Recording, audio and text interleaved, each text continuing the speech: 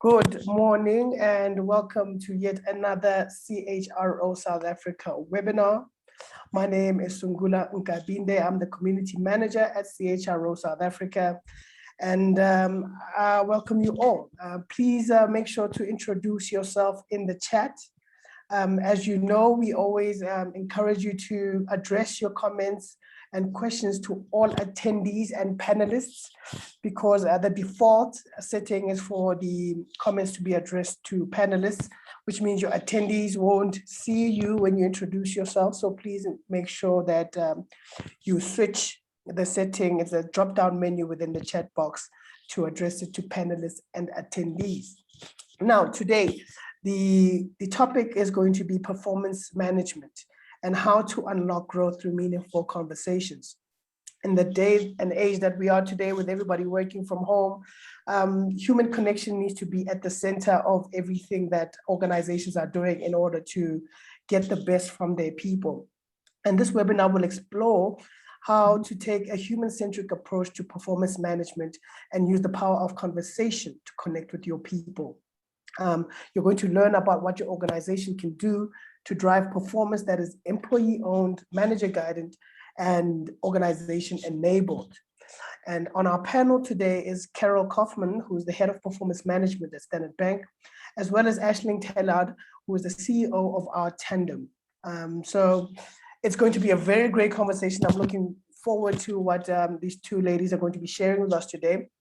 So without further ado, Carol is going to just set the scene for us and just tell us what is the lay of the land within the performance management landscape, and provide some insight into what they have been doing to improve their performance management approach.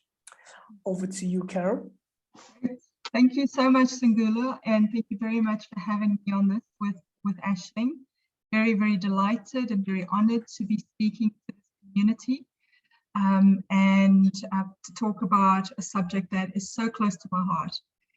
Performance management is one of those very loaded topics. It's either spoken about as an annoyance or a puzzle. Always wonder, why do we need it if employees don't like it, or if we do use it, how can we make it relevant? How can we make it meaningful? And if you look at the conversations, the landscape, the research, the articles, and all the discussions around performance management, it's really stayed in the realm of, should we have ratings or should we not have ratings? Should we have formulaic kind of descriptors, or should we just have descriptors that denote what it is that we expect of our people, or should we change the process entirely, or should we change the system? Most people would equate performance management with a system. They even talk about the system, performance management, as the name of the system. And so it becomes about that instead of what it is that performance management needs to drive and what it means for the organization. So what we've been finding is that the discussions really then stay very singular, and they're ring-fenced to one small area, and it doesn't make any difference. And we find that employees and the business themselves don't stick to what they decide, or the intentions that they have for what management should mean in the organization. Just those intentions don't seem to unfold, and what they want performance management to mean just doesn't start to happen. And so what we at Standard Bank have done really, really successfully is we started with defining the philosophy. What is our philosophy? So we don't have a performance management policy, but we have a philosophy. And what's important about the philosophy is that it tells you what it means, what the purpose is of performance management for our organization. And it's underpinned by our guiding principles. And the guiding principles say what is important to us in the way that we do performance. I like to talk about performance engagement instead of performance management, because you can't manage performance if people are not engaged with it. If it doesn't have meaning, if it doesn't have purpose, and if it doesn't resonate with three very important pillars, for me at least, and that is that it has to have a payoff for the individual. It has to be at the end of it, what does it mean for me as the person? Why should I do this? So that it's self-directed, it's self-owned. The employee doesn't see it as an event that happens at the end of the year and then scurries or scuffles at the end of the year to get all of their evidence together and know that they're going to sit and have to justify what they've done throughout the year. I mean, that's really not performance management. It should never, ever be that. It shouldn't be that at all. It must be something that you do every single day in the same way that you put on your watch and you look at the time and you look at the stats on your smartwatch, how many steps you've taken, what your heart rate is, or whether you should be moving around. It should be part of the normal flow of work, and it should be top of mind. It must have meaning to you, and everything that you're looking at must speak to what is important to you. That's the first thing. It has to be having a payoff for the individual. The second very important thing is that it has to be business directed. In other words, it must have a seat at the top. The leaders themselves must be held accountable to what it is that they want to drive in the organization, and they lead it. They have to lead by example, pull that through in the way that the philosophy is implemented and how the process supports that philosophy, how the system enables that process. And then thirdly, what's equally important is that rather than it being a process that's up front, the process must sit back, and the technology must enable that process. What must sit at the front is continuous engagement, continuous conversations, the place that performance engagement has in the flow of. So you open up your email and you see your email and you know how many emails you've received. Equally, you should see what feedback have I received today? How am I tracking on my goals? What are my priorities? What is it that I need to develop that needs to be incorporated into my performance as a learning goal? How do I execute on that to remain relevant? How do I show up in new ways of work and engage more meaningfully in where our business is going? So those three things must be in alignment. It must be business driven and enabled and directed. It must support our normal flow of work and in the flow of work, not something extra as an event. And it mustn't be cumbersome, laborious, and it must have payoff for the individual. So those three things I would say Standard Bank have ensured and to make sure that it's aligned. And that's why we've been having such tremendous success with our performance management approach in the organization. I'm really looking forward to share with you some of the ways in which we've done that. And I'll hand over to Aisling to start us on the conversation. I'm looking forward to seeing what your questions are. Hi, Carol. Thanks for that. It's such a wonderful starter for our conversation. And I think your philosophy is aspirational for many organizations I meet. That's exactly the kind of philosophy they're trying to aim toward. But what's remarkable about you is you not only executed on it, but you executed on it in the space of 8 weeks, having managed multiple stakeholders and implemented your philosophy and a new technology and brought it all to life for 46,000 people. But that can't come with ease. So can you talk us through maybe some of the challenges or the obstacles to bringing that to life in such a short time frame? Well, I think, in such a large organization, you spot on there with the size. I mean, the size is very often the most obvious obstacle. But other than the size, it's also the kind of business that we're in. We are a very diverse business. We are moving from being just a bank to becoming a platform with enabling an ecosystem of all of the services that a client would need in their own lifespan of their business and everything else that they need to operate. And that requires very, very different types of businesses in the organization and very different types of clients. So whatever it is that we need to produce must speak to all of that. It must speak to the variety it must be depth that this also goes in the organization, because we have client-facing people, we have support client-facing engagement through technology, through processes. We have governance, a governance role in South Africa. We also are, we have a footprint across the African continent, and we also have businesses globally. And so you have to, whatever it is, has to be scalable. It has to speak to all of that, which means it has to be what we call the most agile, intuitive take for a business, to make sure that everybody can resonate and that they can apply it so that it fits to their everyday execution. So that basic take that we talk about is non-negotiable. Otherwise, we might as well just be separate businesses that we just plug together. It must speak to our philosophy, to the heart of what is important, to what is meaningful for employees, and what pulls us together as an organization. And so to really get to a solution that can speak to all of those different businesses and the different types of setups, of structures that we have in the organization, we had to find a solution that everybody can agree to, at least on the bare minimum. And so you can't sell or try and push down something, but what you need to is see what combines us. What are the practices? What are the things that we all see as non-negotiable that can pull us together? You know, where there are differences that we can work on as the time goes, but what is the foundation?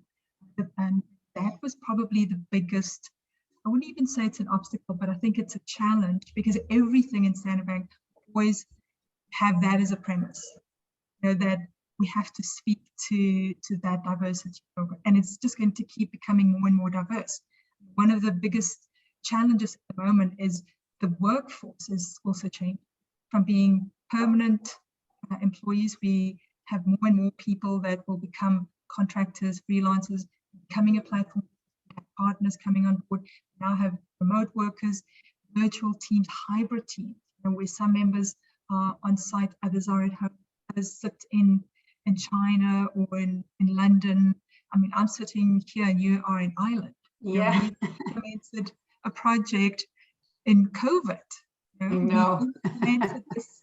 I've never, well, I did meet you in person, but before we even— Only once, I think. Yeah, before we were even talking about this, when we were still looking around and looking for what we really needed, and what would be valuable, flexible enough to speak to all of our realities, so that we don't have to change who we are, what we want to do as a business into the future for a system.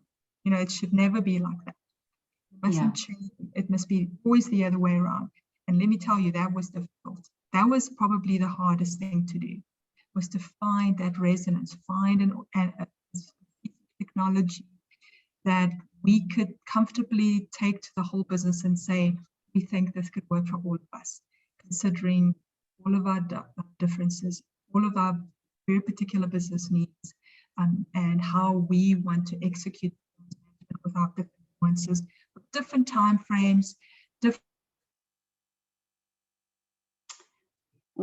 I think there is a bare minimum for organization. I think you're freezing a little bit there on us, Carol, but you seem to have come back to life, thankfully. Are you still with us? Yes, yeah. We're just getting a little bit of freezing there, Carol, just but hopefully that's going to resolve itself. Well, yeah, she seems that she's frozen. Let's hope that she'll come back in. Are you there, Carol? Maybe we could run the polls, Sangula. So one of the things, so one of the things that we wanted to do is to bring in the audience, and I see lots of questions pouring in, and we'll definitely get to those, but we have a couple of polls too, so that we can share our journey and our experiences together with the audience. So the first poll there is on screen, and we'd invite you all to fill it out. And I think Carol is back in business, which is good news. Fantastic. Yeah. So just while everybody's filling out our poll, Carol, you were just getting on to that being an obstacle in the journey, and we'll get to our audience questions in just a while. But actually, you were probably one of the most well-researched buyers I think I've ever met. I think you saw every piece of HR tech that was ever known to man at the time I met you. I think we did. I definitely think we did. I think we saw over 40 or so. 40 tools, wow. So it was a really extensive research process. A year. Wow. Yeah. Wow. Tell me, what was it about Tandem that really stood out to you and that aligned with your philosophy? Okay. Well, first of all, if you do Tandem, you wouldn't even think that you are on a piece of technology. I think that's the first thing. You can do it right from your phone. You can speak a piece of feedback into your phone and we'll convert it into text and update it onto your goals, or send a feedback note to your team members that you want to send the feedback to.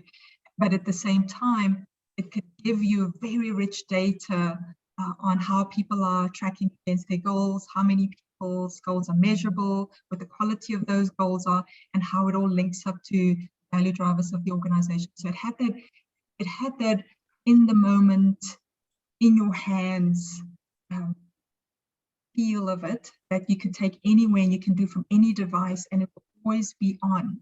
So we have this always on principle where performance management doesn't keep office hours. In the same way that learning or innovation or inspiration doesn't take office hours, your technology should support your journey in delivering on what it is that you want to achieve. And we felt that it could do that from the most basic in the moment to the most extreme and advanced form of analytics at the back get, in order to know how it plugs into other pieces of data on employee engagement process as a whole, as well as how the businesses perform.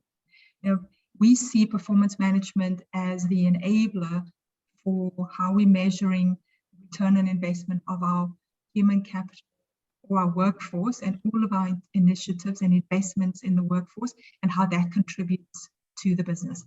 And so if it can't track that, then why have this technology if all it does is facilitate a process? And so what really was attractive about Tandem was that whole range. And the thing is, it's modular. You don't have to take all of it if you don't want it. You can, if you take it, you can have the whole piece. But at the same time, it's also very agile, because you can.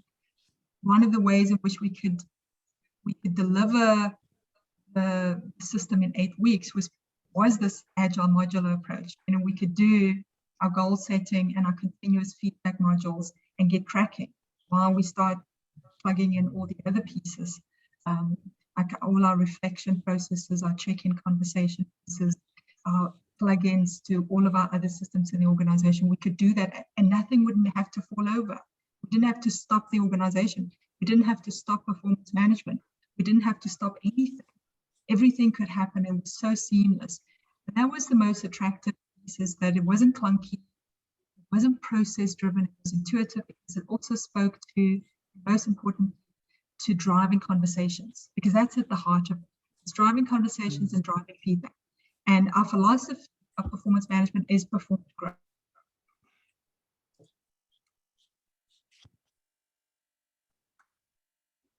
Okay, I think we are frozen again. Frozen again. Okay, but here are the poll results. We do, and really interesting to see here that almost 50% believe their performance management needs a reboot, and only 11% think they have it just right. So I think that's an extraordinary result, but maybe we'll run the second poll to find out a little bit more now, Sangula, so that we can follow that discussion through as we get Carol back. So this one is, if you want to reboot, what challenges are you facing? And we're really conscious that lots of people hit lots of different roadblockers as they go through performance management and even looking at transforming performance management, there can be so many things that block you. So we're really interested to hear what are the things that might be getting in your way.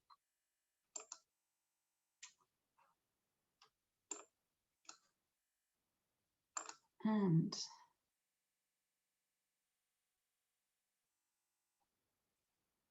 okay.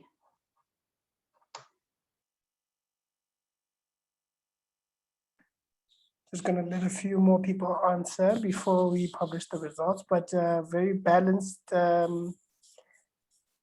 responses thus far.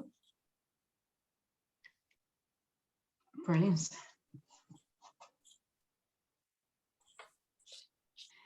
And there's lots of questions pouring in for Carol, so I do hope we can get her back really soon. I really hope so too. A lot of the questions that are coming in are directly for Carol, so we are going to need her back.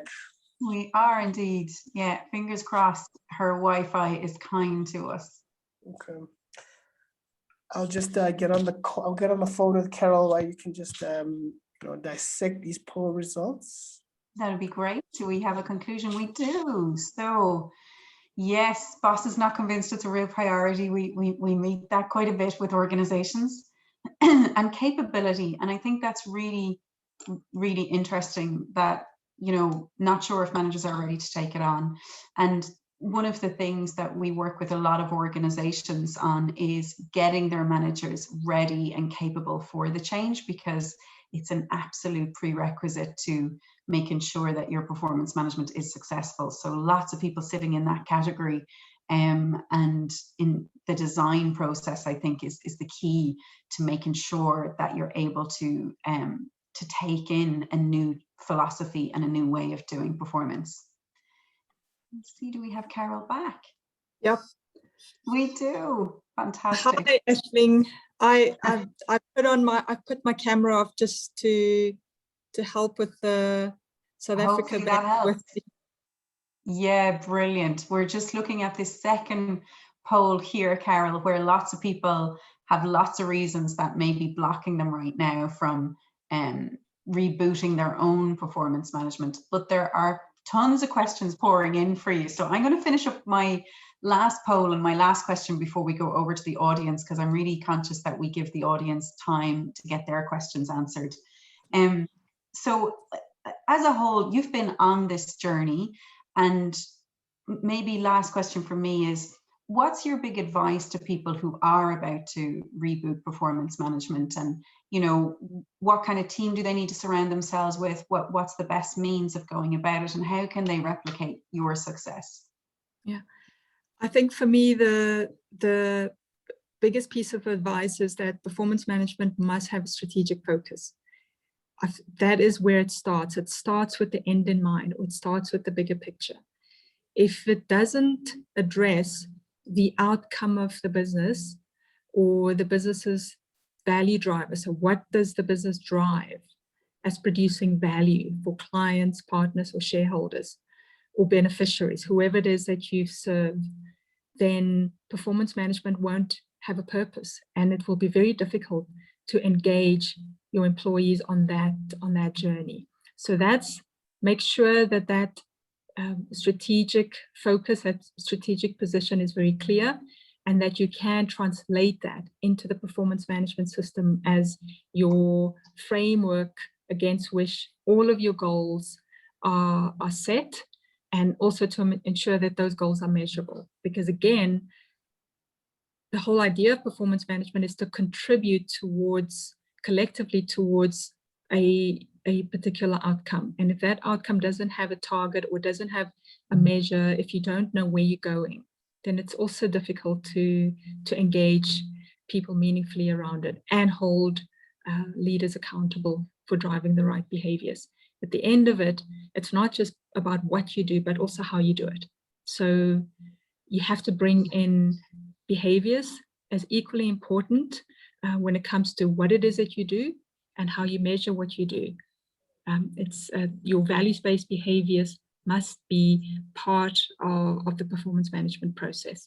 So those are for me two essential pieces to get right.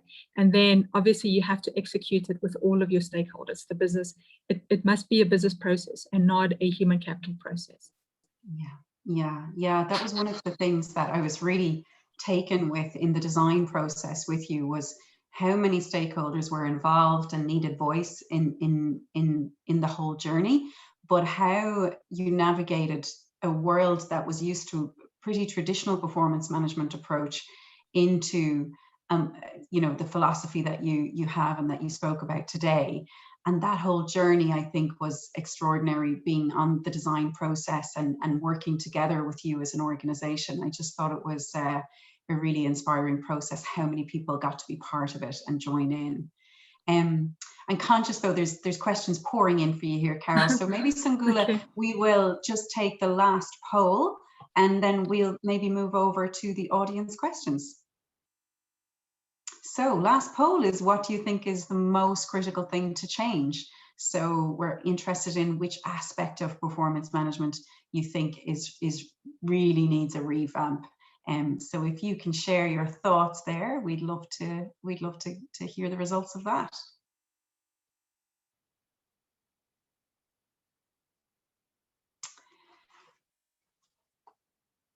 Okay. Right. While those results are coming in, I think we're going to get ready for the Q&A portion of the discussion. Carol, I'm not sure if you want to stay on camera, or are you cool to stay on camera now? I'm good to stay on camera. Okay, that's fantastic. Let's just see what these results are going to reveal. I'm going to publish the results very shortly. In fact, let's get right into it, because we have a couple of very good questions to get into from the audience. And yep, this is what it all says. Aisling, what is this in line with what you kind of see in your area? Yes, yeah. I mean, I think it is an even keel, and you know, for many organizations we meet, they're trying to do all of the above. If the truth be known, they're trying to get more levels of feedback in, more regular check-ins, changing their scales, or indeed removing their rating scales in some places, or changing goals from SMART to more agile frameworks, and indeed looking at the technology that enables all of that. So I think these don't come as a huge surprise. I think lots of people are struggling with different aspects of performance management, and some people are struggling with all of the above. But thanks for sharing, because I think it gives us real insight into where people are trying to take their performance management practices. Yeah. All right, then I think it's time for some audience questions. Please do keep your questions coming in, so that we can get the best out of the experts that we have in front of us today. The first one is from Sylvia Bruckner, who's asking, hi Carol, is your performance system tied to an incentive program, and do you performance evaluate teams? Yeah. Well, hi Sylvia, I do remember you from Airports Company, South Africa, I think. So same Sylvia. Yes, reward is part of the journey, the performance management journey, as part of the future of how we mature the tandem solution, is to directly link the performance management ratings to the way that we reward, but moreover how we bring recognition into the way teams operate. So the teams aspect is one of the key pieces in the performance management solution that Tandem provides, in that it enables us to manage team goals or initiate team goals, and also track multidisciplinary or multifunctional teams across our group and across geographical boundaries. And so with that comes the need to recognize team performance in that whole life cycle of the team. But at the same time, reward is seen as what comes towards the end of that performance management cycle. And so the two things, recognition and reward, are two pieces that we are still solutioning for, but that we are hoping can be supported. But it is top of mind at the moment. And that's one of the reasons that we chose Tandem, is because it allows for that transition or those modules to be applied as we mature the offering. But that's definitely on our radar. It's not yet a tight link, but our performance management definitely feeds into the reward process when we get to the end of the year, as well as our recognition practices that the organization already has. We just wanted a more seamless and in the moment process, which Tandem will help us do. All right. The next question comes from Anisha Musa, and she asks, how does Standard Bank without a policy navigate situations that lead to CCMA cases? And how does it deal with them in relation to the Labor Relations Act, via pay for performance and so forth? And then I think there's a second part of the question here, is that the Standard Bank still do moderation or calibration, as that defeats performance management with a human-centered approach for growth mindset? Yeah, that's quite a handful of questions. And I'd like to just say off the bat that, employee relations issues are not we don't see that as part of the performance management process. It's something that happens when the performance management process doesn't work, or when it's reached its conclusion. It then loops into either a employee relations issue or a dispute issue or a challenge process. And I think very often people confuse the two things. They confuse performance management and employee relations processes. So of course, and obviously, we have processes that deal with conduct, with poor performance, with discipline. There's so many reasons where people where they are on a disciplinary track, and this is not why we're here. And so I'd ring fence that for a different discussion. But when I say we don't have a policy, what I mean by that is that we don't see performance management as a compliance issue. We see it as a principled, a business-driven and employee engagement issue, which means that our guiding principles and our philosophy allow you to then have a procedure that outlines what are the steps that people need to take in order to do their performance management process. And that still exists. And we have processes that underpin that philosophy and that approach. And it doesn't mean that things are not regulated. So when there are cases of where people dispute their performance ratings, or they dispute their pay, or they dispute their promotions, that becomes a different process. It's no longer a performance management process. And I think that's a big mind shift that needs to be made. Aisling talked earlier on about some of the obstacles. And what we have found is definitely that, and this is not a Standard Bank thing, but what we find in the landscape, in the space on performance management is, and why it doesn't work in certain organizations, is that there's still that stigma, that there's still that historical notion that performance management is about catching people out. It's only about having something, a process to manage poor performance. And that's why sometimes it has a very, very bad connotation, and it's never seen as something that helps you unlock potential and growth. And so we have leaned it or moved towards the other side of it, which is really about that growth mindset, that continuous conversations that help you step up and that help you be the better version of who you are and contribute to the organization and stay relevant. It's not about catching people out, and it's not about reducing it to discipline and compliance. I think that has its place, and there are processes for that, and the right processes in the right spaces. And so, and that's how we see it. Right. I want to address one of the questions to you, Aisling, is how do you cater for intergenerational workforces, as different generations might have different ways of displaying their performance. So you can't really measure one person the same as a Gen Z, as a Gen Y, as a baby boomer.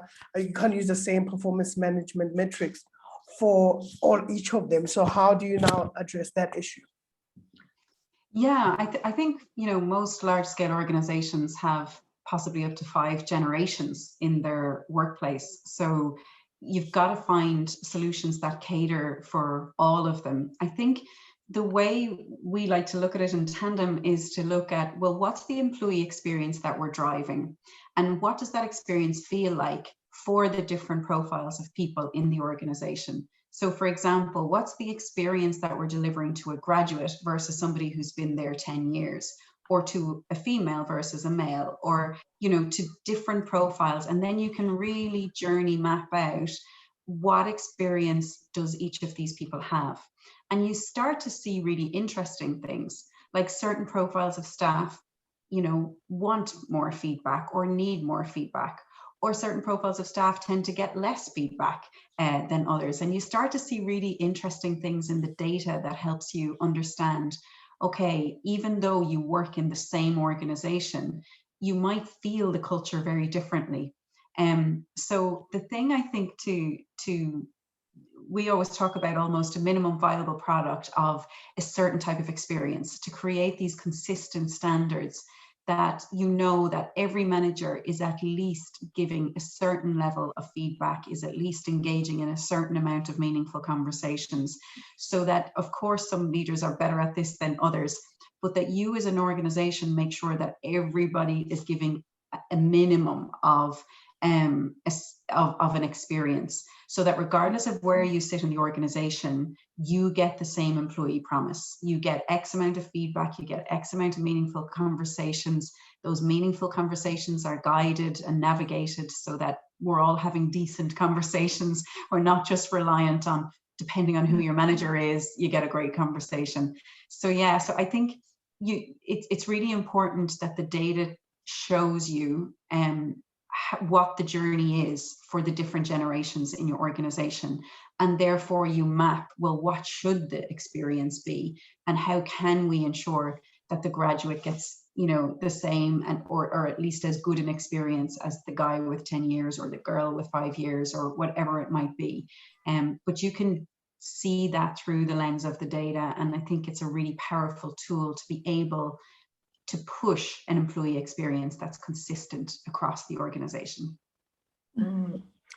I mean, also, I think this is possibly for you as well, Aisling, is that it's from Jenny Jefftham, and she's asking, you know, the challenge that she's facing is not necessarily the system or the methodology, but rather the human components. Namely, how do you get line management to develop the skills they need to have those regular conversations and check-ins to performance management staff on an ongoing basis, in a way that Carol is referring to, that it's not a stick approach, but rather a way of unlocking potential. So how do you, that's not something you can just achieve by a system overhaul. It's, Right. It's much deeper than that. Yeah, a system and a process isn't going to help you do that. What's going to help you do that is if it's part of what is important to the business and to achieving your mission or your outcome. So, for example, at Standard Bank, leadership effectiveness is a metric for us in our strategic value drivers that we use to measure how we track on our strategic focus areas. So we see leaders as being accountable for all the things that drive business performance through their people, through how they performance coach their people. So it's not about performance coach management as such, it's more performance coaching from a management perspective. And so therefore it's not compliance or stick driven as such, but how they as coaches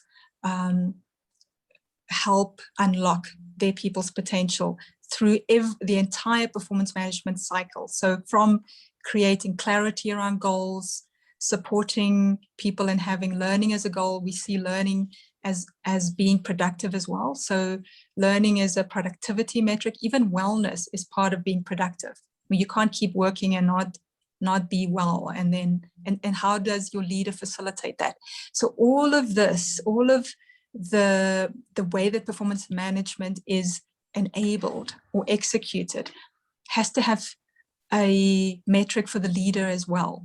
So if the leaders don't feature in that, how else are you going to hold them accountable? Or how else is the value of performance management going to be perceived? And so for us, that is a key metric for leaders. Every leader needs to be a performance coach and is held accountable for their effectiveness as performance coaches. Okay. Yes, and I think that ties in nicely to the question from Zogan Opperman, and he's asking, can you delve more into the behavioral management or measurement rather of the performance management aspect? Yeah, well, we have our values-based behaviors, which are core to how we all show up on a day-to-day basis. It's not just for leaders, it's for everybody. It's the bare minimum for how we engage as people. And in the Tandem solution, we have incorporated the value-based behaviors as part of the goal setting and reflection and review process. So when you check in with regards to how you are doing on your goals, or when you get feedback or ask for feedback on goals, you can also tag a behavior that you have demonstrated or that you would like people to give you feedback on to see if they have seen you demonstrated, if they've observed it. So that is one of our core principles in our philosophy, which is it's not just what you do, but also how you do it. And we bring it in a very practical way. So we don't just talk about it. It is absolutely enabled through the system. So when I deliver on my goal and to an audience, they can, through the system, give me feedback on any goal, but also on the behavior that they've just seen me displayed. Okay, so they can say, we've seen, and we have 8 values, behaviors. One of the things could be collaborating with teams, and we have descriptors of what those behaviors look like. And those descriptors are very, very clear. So we all mean the same things when we talk about that values-based behavior. And you can then rate people. And what's really nice about our rating descriptors is that they're based on observable behavior. So it's the frequency of behavior. How often have you seen that person display that? Not, do you think that person is collaborative? I mean, that doesn't mean anything. You have to witness it. It has to be demonstrated, and it has to be in the moments. And also, it doesn't matter. It doesn't help if you see something, but then you don't have any way of actually letting somebody know, oh, I've just seen you do that. That's such a great example of what you've done, unless our systems or our solutions enable that. And that's really great about the Tandem solution, is that even if as I'm talking to you right now, I can actually type a little note. Our performance management system is in our Outlook. So you can write a little feedback note to somebody, and then you can tag the behavior that you've just seen, and that person will receive it, and they can further tag it to a goal, and they can further like it and then share it onto the rest of the organization. So everybody can see it. So now we're starting to display what we call our behaviors wheel, which is how everyone can see what are the most predominant behaviors that we are engaging in, that it becomes part of our dialogue, our conversation. It's real, it's practical, it's visible, and we're all speaking the same, and we can see where we're demonstrating it through the feedback that we're sharing, that can be made visible to everybody in the group. Okay. Yeah, I think that sounds like it's an ongoing loop where it also reinforces the culture of the organization as well, and you get this culture of continuous feedback, which is very important. Kudos to you guys for getting that right. But here's a question from Nazni Adam, who says, what about the leaders who don't demonstrate these inherent skills and abilities to drive the process? So yes, there's a lot of activity happening around making sure that if you see the behavior, then you report it, and everybody gets, rewarded for displaying those values. But what about those people who are now being, I don't want to use the word exposed, but you notice that they're not living up to that value? Okay. Yeah, that's a great question. And remember, one of the things that I mentioned is about the Tandem solution is the ability to display data and not just data, but actually provide insights. And so one of the ways in which we are using the insights is through what we call nudges, or a nudge theory that we've developed based on behavior science principles. And I don't know how many people know behavior science, but it's based on neuroscience principles. And what we're trying to do is drive the right behaviors and not catch people out. And so when you see the data that shows certain leaders are not having frequent conversations, they're not giving feedback, they're not checking in with their team members, or they haven't even approved people's goals, or whatever the case is, the data can send nudges. And also what we've done is we've created coaching tips next to each nudge.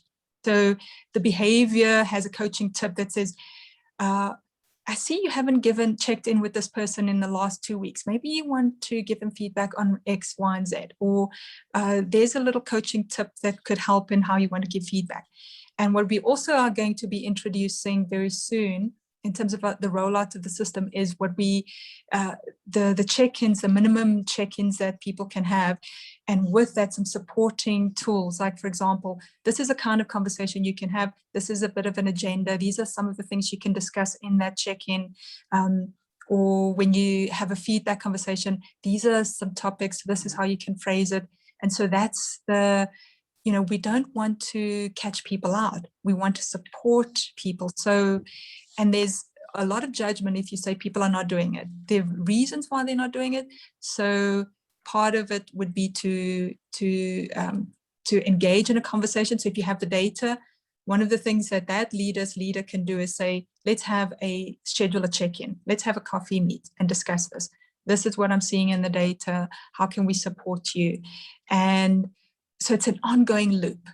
Performance management is ongoing. It's in the moment. It's not event-based. It's not, let's wait for this person to trip themselves up until the end of the year. Then we'll go catch you. We can see you haven't done anything, or your scores are, whatever the case is. That's not how we're using this. This is totally to provide that guidance and that in the moment support, and to make our solution also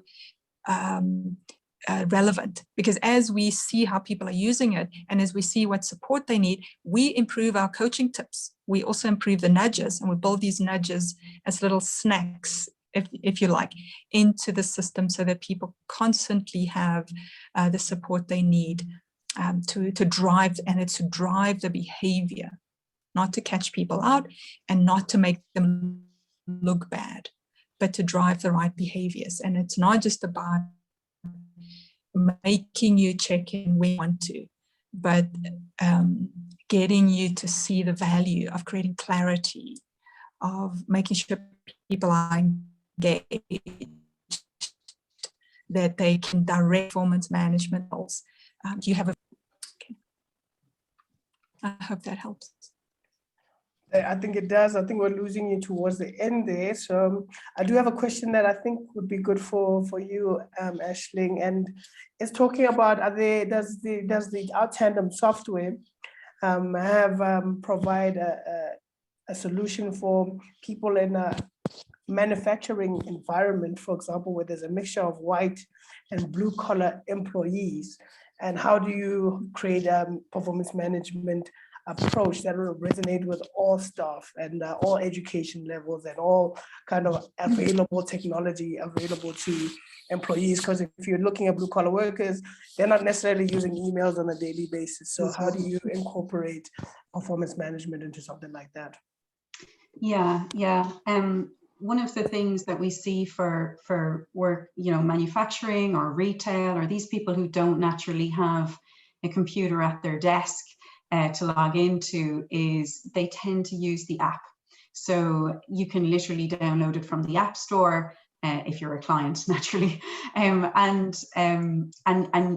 they can talk into it on their breaks. You can use it on the go. So it means that not everybody needs a PC to use performance management. The other thing I think about performance management is it doesn't have to be the exact same for everybody across the organization. You can audience it and go, look, we know that manufacturing work in a certain way, which maybe restricts the time that they have to do certain things. So you might want them delivering feedback, but maybe on a less regular basis, or their conversations might take on a different scheduling than other parts of the organization. So I think sometimes with performance management, it needs to flex to the audience it's being delivered to. And I think that we don't all have to have a one perfect performance management system that fits all. And I think that's been the big changes in the last couple of years in performance management. Everybody was chasing the same framework, the same kind of approach. Whereas now I see organizations really go in their own way about performance management.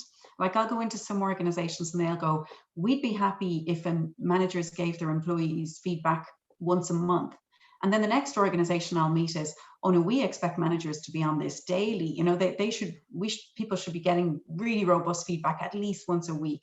And I think that's right. You know, depending on the maturity of your culture, depending on the readiness your managers are to adapt to new ways of working, that you should change and work to what's right for your unique culture. We don't all need the exact same performance management framework. And I think many of the more compliance-oriented tool kind of force organizations all to take the exact same approach.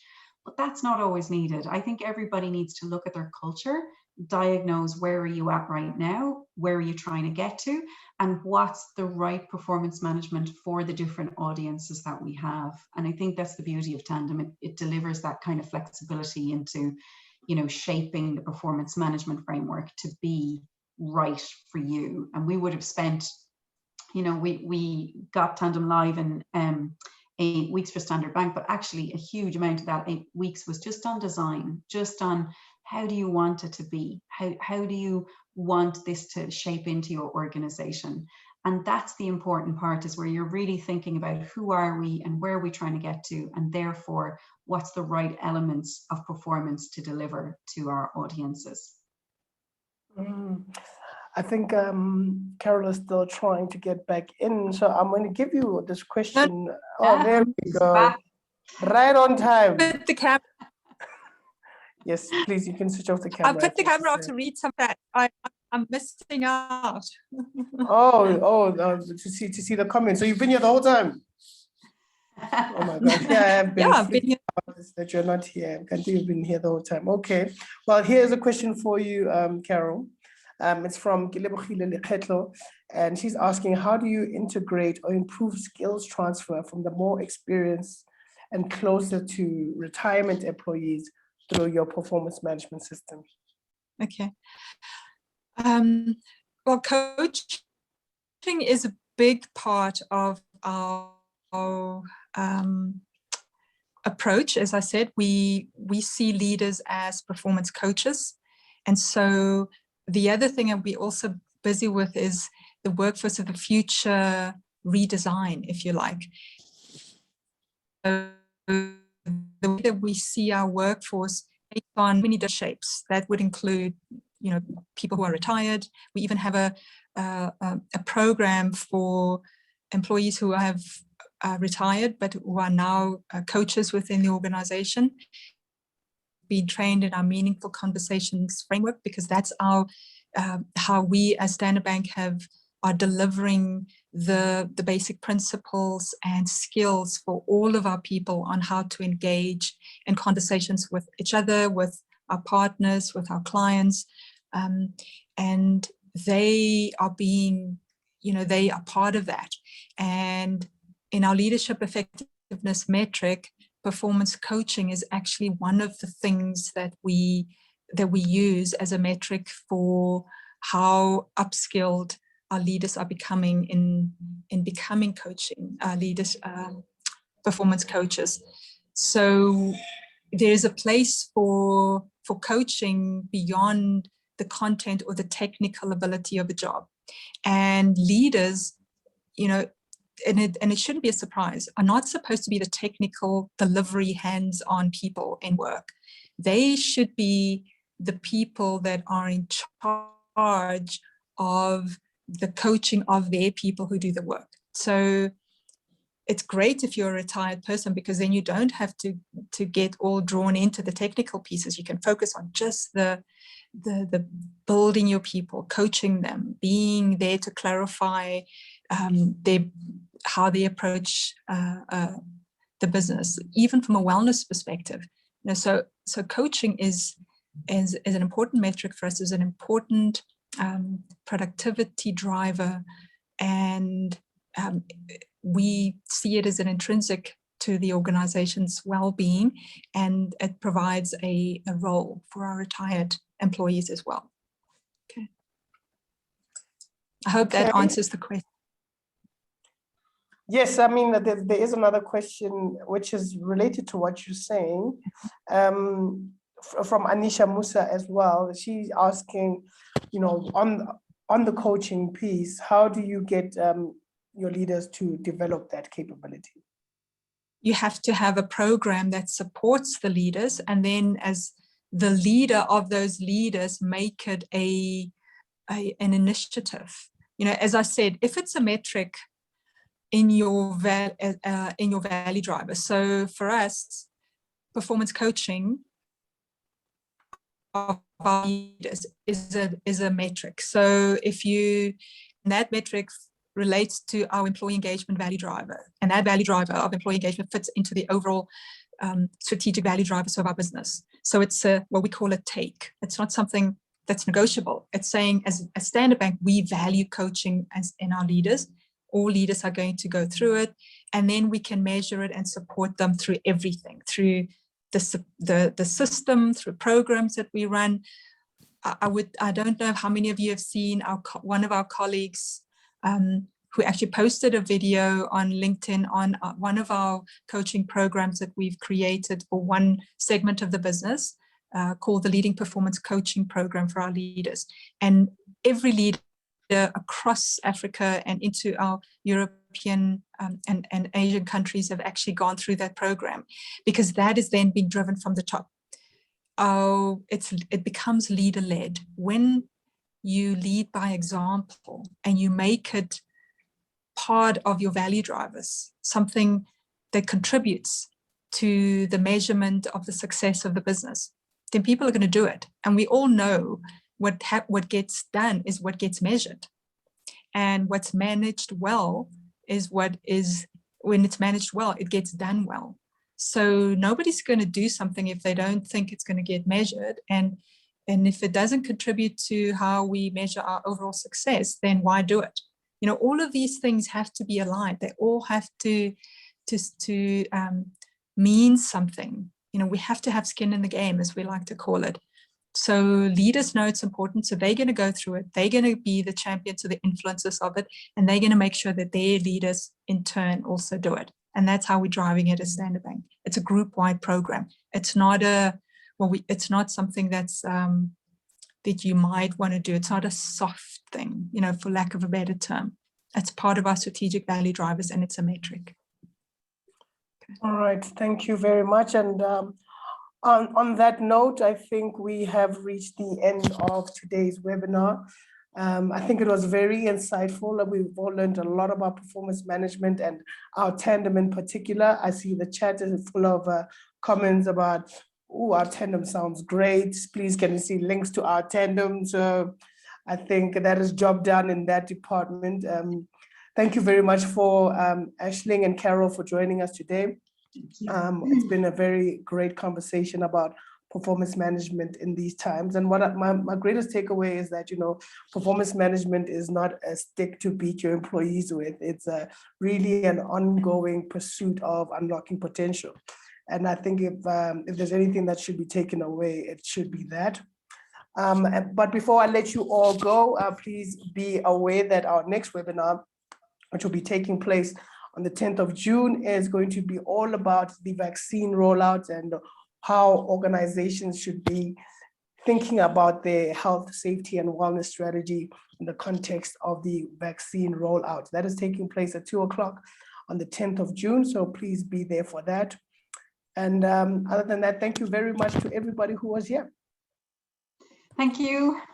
Thank you. Thanks, Sungulu. It was wonderful being here. Fantastic. Cheers. Thanks. Thanks, Cheers. Sungula.